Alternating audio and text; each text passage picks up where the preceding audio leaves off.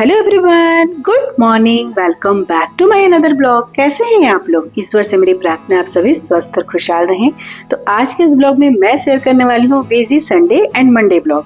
और अभी जो क्लिप चल रही है वो संडे की है और इस टाइम पे घड़ी में बज रहे होंगे 11:30 के आसपास हो रहा होगा।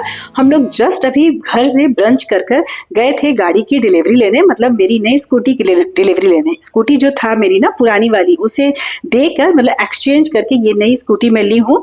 तो आज ना संडे को मैं ब्लॉगिंग करने के बिल्कुल मूड में नहीं थी, क्योंकि आप लोगों को मैं बताई हूँ मेरे हस्बैंड जी आउट ऑफ स्टेशन अधिकतर रहते हैं ऑफिशियल टूर से, तो वो सैटरडे संडे ही घर आते हैं। तो मैं बहुत कम ही सैटरडे या संडे के ब्लॉग बनाना चाहती हूँ। लेकिन मेरी बेटी बोली कि मम्मा घर पे जब भी कुछ आता है या कुछ इस तरह का चीज होती है जो नई चीजें, तो तुम्हें अपने ब्लॉग में शेयर करनी चाहिए, अपने व्यूअर्स को बतानी चाहिए। तो इसीलिए मेरी बेटी ही वीडियो बनाना चालू कर दी है। तो ये जो स्कूटी है ना, इसकी प्लानिंग हमने पहले ही की थी, बुकिंग भी पहले ही हो चुकी, 1 वीक पहले ही हो चुकी थी। आज केवल डिलीवरी लेना था, मतलब संडे के दिन। तो हम लोग वही गए, डिलीवरी में 1 घंटे के आसपास लगा, क्योंकि बुकिंग पहले से थी तो ज्यादा देरी नहीं लगा। और यहाँ हमारे घर के पास में ना, यहाँ बजरंग बली की मंदिर है। मेरे घर पे जो भी गाड़ी आता है या जो भी कुछ अच्छा काम होता है ना, ये मैं पहले भी ब्लॉग बताई हूँ, जो मेरे रेगुलर व्यूअर्स होंगे उन्हें पता होगा। तो मेरे घर में कुछ भी अच्छा काम होता है ना, तो मैं ये मंदिर में जरूर आती हूँ। तो यहाँ हम आए हैं अपनी नई स्कूटी की पूजा करने। और ये जो सारा क्लिप है ना, वो सब मेरी बेटी ही शूट कर रही है। तो यहाँ पंडित जी स्कूटी की पूजा करवाएं। और हमारे में ना नारियल लेडीज नहीं फोड़ती है, तो वही मैं अपने हस्बैंड जी को बोली कि नारियल आप फोड़ दीजिए। और बस विधिवत पूजा करने के बाद स्कूटी लेके हम घर चले गए थे। तो बस संडे की और कोई ब्लॉगिंग तो हुई नहीं थी, जैसा कि मैं बताई कि संडे को मैं ब्लॉग नहीं शूट करने वाली थी। लेकिन फिर मेरी बेटी बोली ना कि मम्मा इसे शेयर करना चाहिए, तो मैं बोली कि नहीं, सही बोल रही है, कभी कभी बच्चे सही बात बोल देते हैं। तो बस ये छोटी सी क्लिप थी, जो मेरी स्कूटी नहीं आई थी तो हमारी पूजा हुई, हमारी खुशी मैं आप लोग से शेयर कर दी। और अब मैं मिल रही हूँ आप लोग से डायरेक्ट मंडे के दिन, मंडे मॉर्निंग में। और आज मेरे किचन में चल रही है सफाई अभियान। जैसा कि मैं आप लोगों को पिछले ब्लॉग में बताई थी कि मेरे घर की जो क्लीनिंग होती है ना, दिवाली वाली क्लीनिंग, वो करीब करीब सब खत्म ही हो गई है। हालांकि देखा जाए ना तो दिवाली वाली क्लीनिंग दिवाली के 1 दिन पहले तक ही चलती रहती है। तो बस वही है। अभी फिलहाल जो डीप क्लीनिंग वाली जो काम है ना, करीब करीब मेरी हो गई है, बस किचन ही बची थी। तो वैसे तो मैं सभी रूम की डीप क्लीनिंग आप लोग से शेयर नहीं की हूँ, लेकिन किचन क्लीनिंग की वीडियो शेयर करना तो बनता है, क्योंकि हम हाउसवाइफ की अधिकतर टाइम किचन में ही जाती है। तो हमें ये जानने का बहुत मन करता है कि हम सब अपने किचन को किस तरह से साफ और नीट एंड क्लीन रखते हैं। तो बस मैं भी सोची कि चलो आज मैं बताती हूँ कि मैं अपने किचन को किस तरह से ऑर्गेनाइज करके साफ सुथरा करके रखती हूँ। और बाकी किसी कमरे की सफाई हो चाहे ना हो, लेकिन मेरी किचन की सफाई हर 3 से 4 महीने में होती रहती है। मतलब डीप क्लीनिंग की मैं यहाँ बात कर रही हूँ। लेकिन फिर भी हमारे यहाँ इतना डस्ट होता है ना, देख लीजिए कितनी गंदगी है, लग रहा है जैसे पिछले दिवाली की साफ हुई है। पर ऐसा नहीं है डियर, किचन को साफ रखना बहुत जरूरी है। क्यों? क्योंकि हमारा अधिकतर समय यहीं बीतता है। अगर वो साफ सुथरा नहीं रहे ना, तो फिर वो काम करने में मन नहीं लगता है। यहाँ तक कि आप लोग देखते होंगे मेरे ब्लॉग में, मेरा किचन का जो सरफेस है ना, जो काउंटर टॉप है ना, उसे भी मैं हमेशा क्लीन करते रहती हूँ। मेरी आदत है, मैं काम करते समय एक कपड़ा अपने पास रखती हूँ भींगा हुआ, ताकि कुछ भी गिरे तो मैं पोंछते रहूं। तो मुझे वो वाली है कि किचन गंदी नहीं होना चाहिए। रूम थोड़ा बहुत गंदा होता भी है ना तो चलेगा। मेरी हाउस हेल्पर नहीं आई, कभी एब्सेंट की, मेरी तबीयत खराब होना, तो मैं पोछा लगाना भले छोड़ दूं, लेकिन मेरी जो सिंक होती है ना, वो कभी बर्तन से भरी नहीं होती है। मेरा किचन का काउंटर टॉप कभी गंदा नहीं होता है, मेरे गैस कभी गंदे नहीं होते हैं। मैं दोनों टाइम अपने हाथ से पोछूंगी। भले मेरी हाउस हेल्पर जो है ना, वो आए चाहे नहीं आए, इससे मुझे फर्क नहीं पड़ता है। लेकिन अगर किचन साफ ना होना, तो फिर मैं किचन में आना भी नहीं चाहूंगी। मुझे पसंद ही नहीं है किचन गंदा है और यहाँ मैं साथ में खाना भी बना रही हूँ, ऐसा मैं देख ही नहीं सकती। मेरा तो सर दर्द पहले स्टार्ट हो जाएगा। और ये जो सफाई जो मैं भी कर रही हूँ ना, ये हर 3 महीने पर मैं करती हूँ। लेकिन फिर भी इतना गंदा हमेशा हो जाता है। तो बस यहाँ पे मैं अपना डीप क्लीनिंग कर रही हूँ। अब रहा बात किचन डब्बों की, जो सामान रहते हैं डब्बों में, तो डब्बों का सामान मेरा मंथली नहीं मैं उसे पोंछती हूँ। जैसे ऐसा नहीं है कि हर मंथ मैं राशन डालूं और जब भी राशन भरना हो मुझे तो मैं डब्बा धो, ऐसा नहीं मैं करती हूँ। लेकिन हाँ, मैं इसका ध्यान रखती हूँ कि जब जब जिस डब्बे में मैं सामान रखती हूँ, जिस टाइम में वो खाली हो, चाहे वो 15 दिन में खाली हो, चाहे वो 20 दिन में खाली हो, चाहे वो 2 महीने में खाली हो, चाहे वो 5 दिन में ही क्यों ना खाली हो जाए, मैं उसे धोती हूँ नया सामान डालने के पहले। ये मेरी आदत है, इसलिए मैं यहाँ पे बिना अभी डब्बे नहीं धो रही हूँ। बहुत सारे लोग ऐसा भी करते हैं कि जैसे कि डब्बे भी सारा सामान निकाल के साथ में दिवाली की जब सफाई करते हैं ना, तो सारे डब्बे भी धोते हैं, लेकिन मुझे जरूरत नहीं पड़ती है। आप लोग देख लीजिएगा अभी ब्लॉग में आगे, मेरे सारे डब्बे ना चमकते रहते हैं, बस मैं भींगे कपड़े से पोंछ के यहाँ रख रही हूँ, क्योंकि जैसे मैं बताई मेरे डब्बे साफ होते रहते हैं। तो मुझे ऐसा नहीं है कि सारा सामान को मैं निकालूं डब्बे से और फिर मैं डब्बे को धोऊं सुखाऊं, तो वो वाली इशू नहीं होती है, मुझे कभी नहीं होती है। बस केवल सारे डब्बों को मैं नीचे उतारती हूँ, स्लैब पर रखती हूँ, किचन के जो काउंटर टॉप है ना उस पर रखती हूँ और अच्छे से डीप क्लीनिंग कर देती हूँ, पोंछ देती हूँ। एक बार गीला कपड़ा से, एक बार सूखा कपड़ा से अच्छे से पोंछ देती हूँ और उसके बाद सारे डब्बों को पोंछ पोंछ के रख देती हूँ। इसमें बहुत सारे ऐसे डब्बे हैं ना जो कि अभी खाली हैं, क्योंकि अभी खत्म होने वाले हैं। जैसे ये खत्म होंगे ना, बस मैं मतलब उसमें फिल करने के पहले सारे डब्बों को फिर दे दूंगी। और यहाँ जितने भी छोटे छोटे डब्बे आपको खाली छोटे बड़े जो भी है वो दिख रहे होंगे ना, सब धो धो के मैं रखते जाती हूँ। कुछ सामान रखना होता है तो रखती हूँ, बाकी मैं डब्बे को ऐसे फेंकती नहीं हूँ। कुछ सीसी या बोतल जो आता है ना, यूजफुल होते हैं ना, मैं उसे धो के रख लेती हूँ। तो देख लीजिए, जो भी डब्बे में भी सामान थोड़ा बहुत है ना, जैसे वो खत्म होगा मैं फिर से उसे धो दूंगी। तो उस तरह से मेरा आदत है, इसलिए मुझे ना डब्बों की सफाई एक साथ करने की नीड पड़ती ही नहीं है, कभी नहीं पड़ती है। तो यहाँ मैं एक तरफ के मतलब खिड़की वाले साइड के सारी क्लीनिंग कर दी। बहुत एक एक करके बारीकी से मैं नहीं दिखा रही हूँ ताकि वीडियो बड़ा ना हो जाए, सभी अपने घर में करते हैं, कोई ऐसे नया चीज नहीं है। और यहाँ मैं आप लोगों को दिखा रही हूँ कि ये जो दाग लगा है ना, ये मत सोचिएगा कि डीप क्लीनिंग नहीं हुई है, इसकी अच्छी सफाई नहीं हुई है, सफाई हुई है। एक्चुअली में ये बनते समय ये जो पेस्टिंग होती है ना, तो उसका जो क्या बोल सकते हैं, गम बोल सकते हैं, वही लग गया है और वो कभी छूटता नहीं है। वही मैं दिखा रही थी आप लोग को कि वो छूटता नहीं है, कितना भी उसको रगड़ दो। तो अभी आधा क्लीनिंग हुआ था इस टाइम पे, मतलब किचन की वन साइडेड खिड़की वाले साइडेड के कबर्ड की हो गई थी, और चिमनी जहां बंद है ना, जिस एरिया में चिमनी बंद है उस साइड की मैं डीप क्लीनिंग कर ली हूँ। अभी एक साइड क्लीनिंग और बची है, लेकिन हाँ अभी मुझे अपना ब्रेकफास्ट की तैयारी करना होगा, क्योंकि हस्बैंड जी को निकलना है ऑफिस और वो बोले थे आज की लंच नहीं ले जाना है, केवल ब्रेकफास्ट ही करेंगे। और इस टाइम पे ना अभी मैं अपना एक बनाना ली थी, साथ में एक गुनगुना एक गिलास पानी ली थी और 2 रस के साथ चाय ले रही हूँ, क्योंकि आज मुझे सारा काम कंप्लीट करने में थोड़ा लेट हो जाएगा, तो पूजा पाठ में भी लेट हो जाएगा। तो इसलिए ना मैं सोच रही थी कि थोड़ा चाय पी लूं, नहीं तो फिर ना मुझे प्रॉब्लम हो जाएगी। मुझे गॉल ब्लैडर की ऑपरेशन हो रखी है, तो ज्यादा समय तक अगर मैं खाली पेट रहूं, मतलब मुझे 8 साढ़े 8 से 9 बजे के बीच में कुछ ना कुछ चाहिए होता है। तो यहाँ पे ना सर भी दर्द कर रहा था, डस्टिंग वगैरह से सर दर्द होने लगता है, तो वही मैं यहाँ चाय 2 रस के साथ ली थी और उसके बाद मैं चली गई थी ब्रेकफास्ट की तैयारी करने। जैसा मैं बताई आज हस्बैंड जी को लंच नहीं ले जाना था, तो केवल नाश्ता बन रहा है। और आज मैं नाश्ता में बना रही हूँ सूजी की इडली साथ में चटनी। तो वैसे तो मैं सूजी की इडली और चने दाल की चटनी जो मैं बादाम के साथ बनाती हूँ, मैं बहुत बार अपने ब्लॉग में शेयर कर चुकी हूँ, लेकिन एक मेरी फॉलोअर्स हैं अर्चना जी, उन्होंने मुझे रिक्वेस्ट करके बोला है कि आप चने दाल की चटनी की रेसिपी एक बार और शेयर कर दीजिए, लेकिन उसमें बादाम नहीं होना चाहिए, क्योंकि उन्हें बादाम नहीं पसंद है, नहीं खाती हैं वो, कोलेस्ट्रॉल वगैरह की प्रॉब्लम है उन्हें। तो विदाउट बादाम यहाँ मैं चने दाल की चटनी बना रही हूँ। तो अर्चना जी देख लीजिए, कढ़ाई में मैं डाली हूँ सरसों का तेल, साथ में हरी मिर्च, कुछ लहसुन की कली और करी पत्ता, और इसे बिल्कुल आंच सीम करके बिल्कुल कम करके भूनना है। बहुत ज्यादा नहीं भूनना है, बस वो जो लहसुन है ना उसका कच्चापन निकल जाना चाहिए। और यहाँ पे लहसुन की मिर्च की जो क्वांटिटी है आप अपने अनुसार, अपने टेस्ट के अनुसार, अपनी जो क्वांटिटी है चने दाल की उसके अनुसार रख सकते हैं। मेरे चने दाल की क्वांटिटी आप लोग देख लिए होंगे, करीब 1 कप के करीब में मैं चने के दाल डाली हूँ।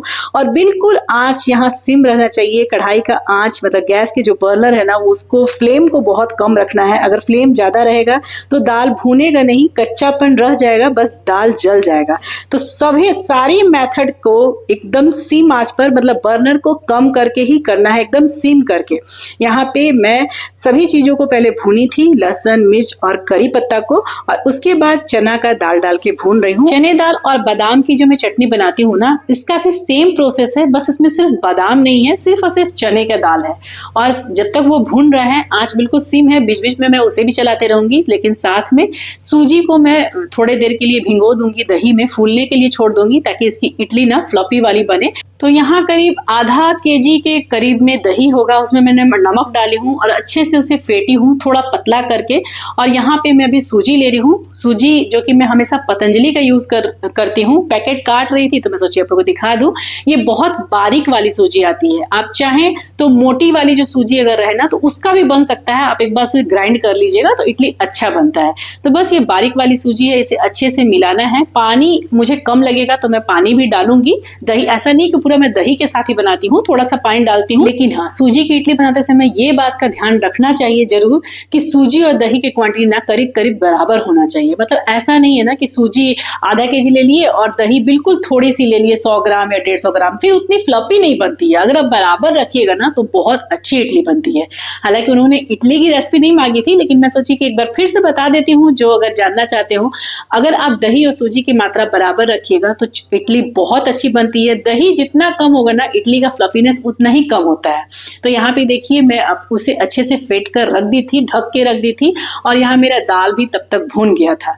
और भुनने के बाद उसमें पानी डालकर, नॉर्मल पानी है ये, प्यूरीफायर की पानी है, नॉर्मल पानी डाल के इसे छोड़ दूंगी थोड़ा सा फूलने के लिए।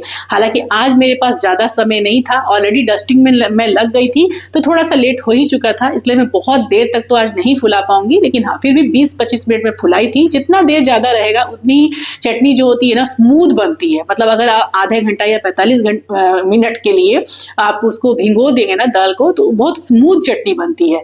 लेकिन आज थोड़ी सी मुझे कमी थी, समय की कमी थी, क्योंकि हस्बैंड जी को भी निकलना भी है और मैं डस्टिंग वगैरह में ऑलरेडी बहुत देर कर चुकी थी।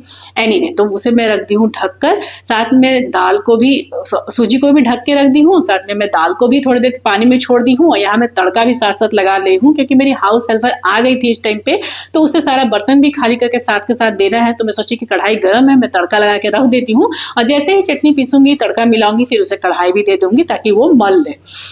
तो यहाँ देखिए तड़का लग चुका था और अभी करीब ना 15 मिनट ही मैं रेस्ट की थी। अगर मैं मतलब चना दाल को रेस्ट करवाई थी, अगर मैं इसे आधे घंटा या 45 मिनट के लिए छोड़ देती ना तो ये पानी में जितना डाली थी ना वो पूरा सोख लेता, मतलब अच्छे से फूल जाता।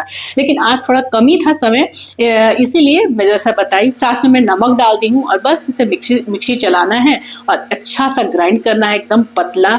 और ग्राइंड करने के बाद जो तड़का लगा है, तड़के में मैं सरसों का तेल डाली हूँ, उसमें काला सरसों जिसे राई बोलते हैं वो, करी पत्ता और सूखा मिर्च से डालती हूँ, तड़का लगाती हूँ। आप चाहें तो उड़द दाल वगैरह भी लोग डालते हैं, बहुत सारी चीजें तड़के में पड़ती है, लेकिन मैं बस शुरू से ऐसे ही सिंपल सा तड़का लगाती हूँ क्योंकि मेरे बच्चों को भी पसंद है।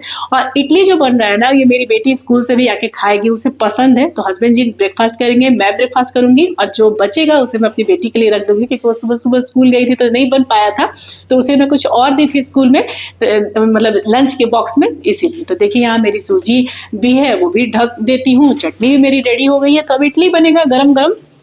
तो अभी हस्बैंड जी मेरे नहीं आए थे वॉक करके, वो चाय पी के जाते हैं वॉक करने, छत पर से वॉक करके आते हैं तो फिर चाय पीते हैं, फिर वॉशरूम वगैरह जाते हैं, रेडी होते हैं। तो ये सब टाइम में उनको 10 बज ही जाता है, 10 के करीब हो ही जाता है। तो अभी टाइम था, इस टाइम पे वही 9 सवा 9 हो रहे होंगे। तो मैं सोची चलो एक वाला और पार्ट बचा था जैसे मैं बताई, तो सोची कि चलो वो भी साफ कर देती हूँ, क्योंकि अब इडली बनेगा और सब कुछ तो बन ही गया है, रेडी में करके रखी दी हूँ। और इडली, सूजी की इडली बनाने में ज्यादा टाइम नहीं लगती है, 7-8 मिनट में, मतलब ज्यादा से ज्यादा 10 से 12 मिनट में अच्छे से इडली बन जाती है। तो यहाँ देखिए मैं ना ऊपर में सबसे पहुंच नहीं पा रही थी और यहाँ स्लैब पे बहुत कम जगह है चढ़ने का, वहां पे तो खिड़की वाले एरिया में ना थोड़ा स्पेस रहता है तो मैं चढ़ जाती हूँ, लेकिन यहाँ पे नहीं था तो मैं स्टूल ले आई। साथ में मेरी हाउस हेल्पर काम कर रही थी तो उससे भी कुछ बात कर रही थी और यहाँ पे अपनी जो डस्टिंग है जो बचा था एक एरिया का उसे भी साफ कर रही थी। तो सेम मेथड से उसे भी सारे डिब्बा वगैरह उतारती हूँ, हटाती हूँ और उसके बाद उसे पोंछती हूँ, क्लीनिंग करती हूँ। पहले स्कॉच ब्राइट से साफ करूंगी, उसके बाद भीगे कपड़े से पोंछती हूँ, फिर सूखे कपड़े से पोंछती हूँ, फिर सारे डिब्बे को पोंछ कर अच्छे से एडजस्ट कर देती हूँ। अभी मैं बहुत मुश्किल से चढ़ी हूँ, जगह कम है, मतलब एक पैर स्टूल पर, एक पैर स्लैब पर, और बाकी कैमरा भी देखना है, वो भी देखना है कि कैमरा सेटिंग है कि नहीं, क्योंकि हस्बैंड जी मेरे वो रहते भी तो वीडियो नहीं बनाते, मैं झूठ क्यों बोलूं, कभी कभी खुश होते हैं तो बना देते हैं, लेकिन इतनी बड़ी वीडियो नहीं, 2 मिनट के लिए पकड़ लेंगे तो पकड़ लेंगे। तो देखिए यहाँ पे मैं कैसे किस स्थिति में बना रही हूँ, साथ में मैं ट्राइपॉड, बहुत दिक्कत होता है काम करते समय ना, वीडियो दिखाना बनाना बहुत परेशानी होती है, लेकिन मैं सोची कि चलो सारी तो नहीं, कम से कम किचन की क्लीनिंग तो दिखा ही दूं। तो यहाँ पे देखिए मेरा पूरा इस तरफ एरिया भी मैं पोंछ ली हूँ, बहुत डीप से नहीं दिखाई हूँ, छोटे छोटे क्लिप ही ऐड की हूँ और सारे डिब्बों को फिर से अच्छे से पोंछ के आप देख रहे होंगे सारे डिब्बे ही मेरे चमक रहे हैं, मतलब कोई आपको डिब्बे ऐसे लगेंगे नहीं। हालांकि कुछ डिब्बे मैं निकाली थी धोने के लिए, निकाल दी थी ताकि मेरे हाउस हेल्पर साफ कर दे, कुछ कुछ खाली थे और गंदे लग रहे थे तो उन्हें मैं निकाल दी। अदरवाइज मेरे डिब्बे ना हमेशा साफ होते रहते हैं। तो सारे डब्बे आपको चमकते हुए दिखते होंगे, सब बस एक एक बार कपड़े से हाथ चला के पोंछना है, पोंछ के रखते जाना है। और जैसे ये खाली होंगे ना, जैसे बताइए जैसे खाली होते हैं ना, देखिए ये जैसे अभी आपको दिख रहा होगा, इसमें कहीं से भी आपको लग रहा है कि इसको धोने की जरूरत है, क्योंकि ये धुलते रहता है। ऐसा नहीं है ना कि ये 3 महीने पे धुल रहा है, ये धुलते रहता है। खाली होते जाएगा सामान, में डब्बे देते जाऊंगी और बस साफ होते जाता है। मैं रखती नहीं हूँ, अगर हाउस हेल्पर है तो वो धोती है, अगर नहीं है तो मैं धोती हूँ, लेकिन धुलता जरूर है।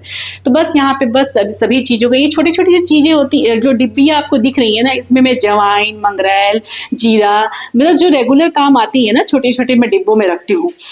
तो ये वो सब था, गोल की मतलब जो छोटे स्पाइसेस मसाले होते हैं उनको रखती हूँ। तो वहां पे मैं सब रख दी। साथ में मैं नीचे वाला एरिया में जो ओपन एरिया है वो भी बहुत गंदा हो रखा था, उसे भी पोछी हूँ, साफ की हूँ। बस सेम मेथड से मैं सब साफ कर ली हूँ। तो बस क्लीनिंग कंप्लीट होने के साथ साथ मैं बीच के भी सारे काम कंप्लीट करते जा रही थी। जैसे मेरे हस्बैंड जी आ गए थे वॉक करके, तो उन्हें चाय बना के दी, अपनी हाउस हेल्पर को चाय बना के दी। सभी काम किचन के साथ साथ कंप्लीट कर रही थी। ब्रेकफास्ट भी जब मेरे किचन की काउंटर टॉप वगैरह साफ हो गई थी ना, तो मैं इडली भी उनके लिए बना दी, बैठा दी।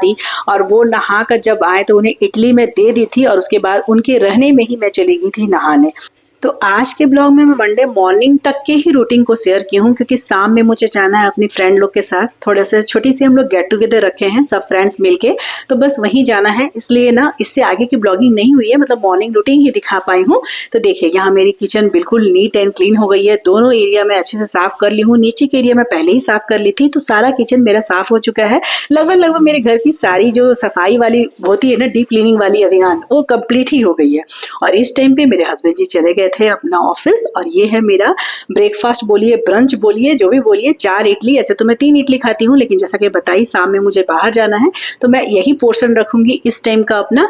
मेरी बेटी स्कूल से आएगी तो उसको भी खिला के, जब वो ट्यूशन चल जाएगी तो मैं चली जाऊंगी अपनी फ्रेंड लोग से मिलने। तो बस आज के इस ब्लॉग को यही अंत करूंगी, मिलूंगी फिर नेक्स्ट ब्लॉग में। ब्लॉग पसंद आए तो एक लाइक जरूर कीजिएगा, चैनल पर नए हैं तो जरूर से जरूर चैनल को सब्सक्राइब कर दीजिएगा, और हो सके तो मुझे इंस्टा पर भी फॉलो कर लीजिएगा। मैं अपनी इंस्टा आईडी यहाँ स्क्रीन पर मेंशन कर लूंगी।